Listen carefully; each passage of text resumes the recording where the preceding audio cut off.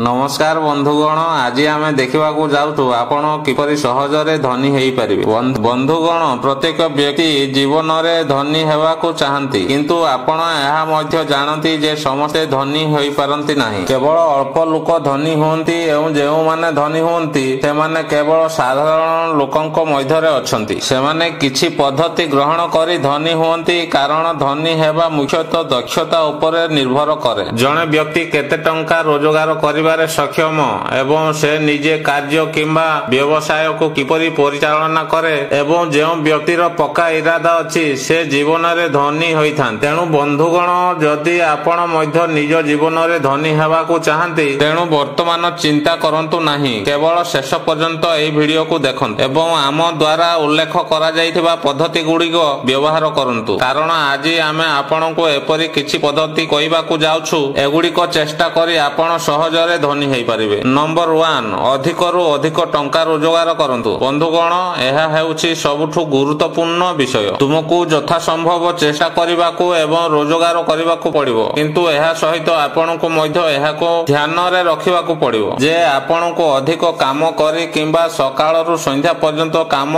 करी टंका रोजगार करिबाकू पड़िबो नाही। हां, समस्ते एही परि टंका रोजगार करंती। लोक माने दिन राति परिश्रम करंती एवं तापरे सेमाने अल्प टंका पाती। एही उपाय रे केबे भी धनी हेई पारिबे नाही। आपण एही पद्धति को आरंभ रे चेष्टा करि पारिबे, किंतु एहाको दीर्घ समय पर्यंत अनुसरण करंतु नाही। बरं आपणको टंका रोजगार करिवार एक उपाय खोजिबा पड़िबो जेउथिरे आपणको अधिक काम करिबाकू पड़िबो नाही। आपणको भल रोजगार उपाय खोजिबाकू पड़िबो जहा चाकरी रो आसीबो नाही। एथि पई आपणको निज व्यवसाय आरंभ करिबाकू पड़िबो किंबा किछि काम करिबाकू पड़िबो जेउथिरे आपणको काम करिबाकू पड़िबो नाही, किंतु तुमे तुमरो मस्तिष्क यथा संभव व्यवहार करी टंका रोजगार करि पारिबो। जदि आपणकर कम बजेट अछि तेबे आपण एपरि कार्य आरंभ करि पारिबे जेउथिरे अधिक अर्थ विनियोग करिबाकू पड़िबो नाही। तापरे तुमरो आयरो व्यवसाय को विस्तार करि पारिबो। एही परि भाबरे आपणकर व्यवसाय वृद्धि पाइबो एवं आपणकर आय मध्य वृद्धि पाइबो। कोनोसी काम करी टंका रोजगार करिबा पई तुमको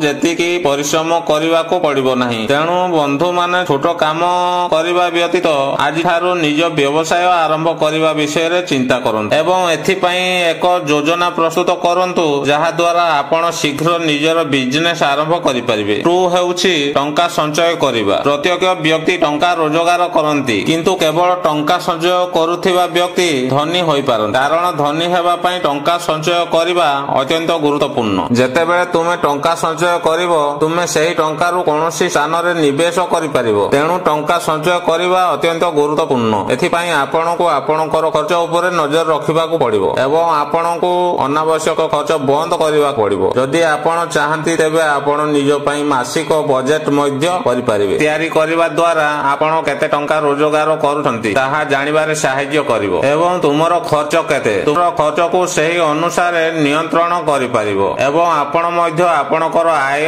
वृद्धि विषय रे चिंता करि परिबे। केवल आवश्यक जिनिस किनिबाकू चेष्टा करंतु एवं अनावश्यक जिनिस किनिबारे आपणकर टंका नष्ट करंतु नाही। बंधुगण, जदि तुमे तुमरो टंका संचय करिबाकू शिख तेबे तुमे सहजरे बहुत टंका संचय करि परिबो एवं आपण एहाकू सहजरे कोन स्थान रे इन्वेस्ट करि परिबो जहा द्वारा आपणकर टंका आगको बढ़िबो एवं आपण एहा सहित बिजनेस आरंभ करि परिबे। तेणु बंधुगण, जदि आपणकर टंका संचय करिबारे अभ्यास नाही तेबे आजि ठारू निजे अभ्यास ग्रहण करंतु एवं प्रति मासरे किछि टंका संचय करंतु। नंबर 3, पैसा रु पैसा इनकम करंतु। धनी हेबा पई एहा करिबा अत्यंत गुरुत्वपूर्ण, कारण किछि लोक पैसा संचय करी ताकू घरे रखिथान। इन्वेस्ट करिबा को अनेक विकल्प पाइबो, सेथि मध्यरु केते एपरि विकल्प जेउठारे आपण बिना रिस्क रे इन्वेस्ट करि परिबे। आरंभ रे आपण विशेषज्ञ परामर्श सहित इन्वेस्ट करि परिबे एवं तापरे सुविधा अनुसार इन्वेस्ट करि परिबे। आजिकाली शेयर बाजार रे इन्वेस्ट करिबा अति सहज अटे, जेउठारे आपण घरे बसी आप व्यवहार करी सहजरे टंका इन्वेस्ट करिवे एवं सेथिरे बहुत किछि करिबार नाही, केवल एक भल कंपनी देखि इन्वेस्ट करिबाकू पड़िबो। तेणु बंधुगण, आपणकर टंका एही परि घरे रहिबाकू दियंतु नाही, सेगुडीकू इन्वेस्ट करंतु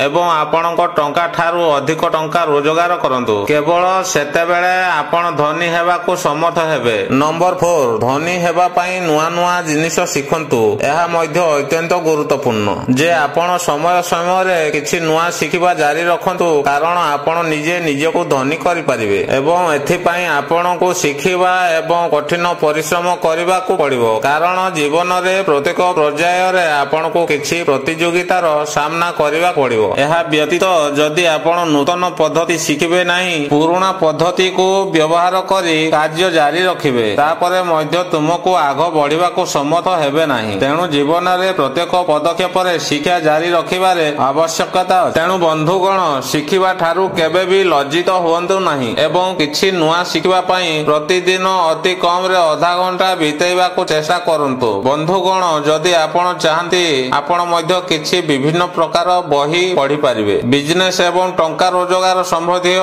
ଅନେକ ପୁସ୍ତକ ମିଳିଯିବ। ଆପଣ ମୋଟିଭେସନାଲ ବହି ପଢିପାରିବେ ଯାହା ଆପଣଙ୍କୁ ଜୀବନରେ କିଛି କରିବାକୁ ଉତ୍ସାହିତ କରେ। ଏହା କରି ଆପଣ ସମୟ ସମୟରେ ନିଜକୁ ତାଲିମ ଦେଇ। ତେଣୁ ବନ୍ଧୁଗଣ, ତାହା ଆଜିର ଭିଡିଓରେ ଅଛି। ଆମେ ଆଶା କରୁଛୁ ଆପଣ ନିଶ୍ଚିତ ଭାବରେ ଏହି ସମସ୍ତ ପଦ୍ଧତି ଗୁଡ଼ିକୁ ଅନୁସରଣ କରିବେ।